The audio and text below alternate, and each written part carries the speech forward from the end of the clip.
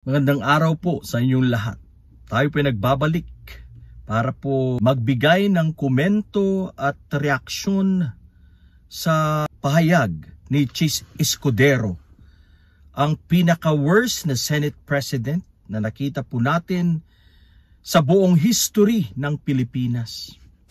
Itong si Chis Escudero na halatang nagpapagamit, ginagawang kasangkapan ng mga Duterte. Itong si Chis, bulok na. Inaamag na itong si Chis Escudero. Hindi na po siya pro-Filipino, siya po ay pro-Duterte at pro-China. Yan ang maliwanag. At kasama niya po dito ang mga pro-Duterte senators. Yan ang kanilang branding, mga pro-DDS na mga senators, mga kababayan. Napakalungkot isipin na instead na ipagtanggol po nila kung ano ang tama para sa bayan, maliwanag na kinakampihan po nila si Sara Duterte. Maliwanag na inaayunan po nila ang mali. Maling-mali. Hindi niya makapagpaliwanag sa mga pondo. Naglalaki ang pondo ng bayan.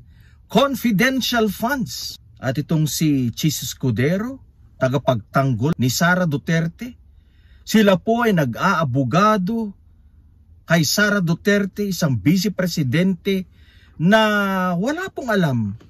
Isang vice-presidente na walang pagmamahal sa bayan. Isang vice-presidente na traidor sa Pilipinas sapagkat siya po ay pro-China. Maliwanag po yan na pro-China kahit i-deny pa niya.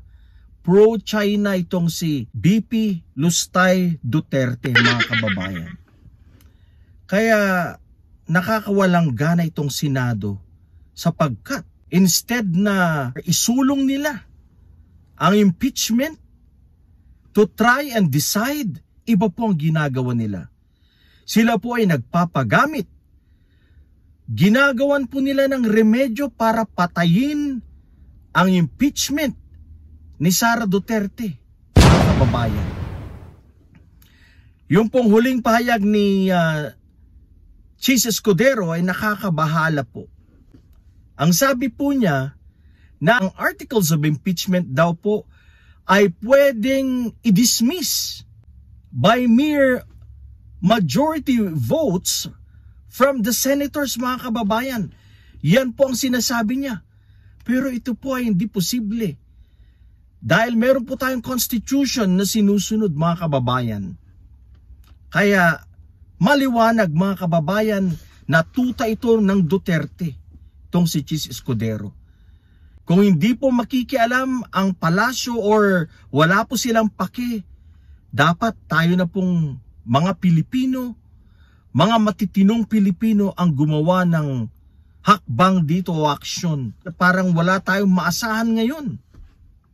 Dapat tayo na mismo ang gumawa ng hakbang para po pigilan itong maruming iniisip ni Chis Escudero, kasama na dyan ang mga DDS senators, sila Bato, sila Cayetano, etc.